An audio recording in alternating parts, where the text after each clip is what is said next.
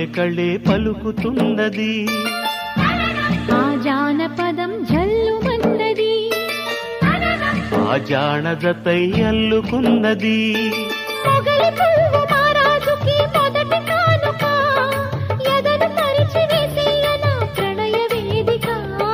మల్లె నవ్వు మారాణి ఈ గొల్ల గోపిక, మూగ మనసు వింటున్నది మురళి గీతిక.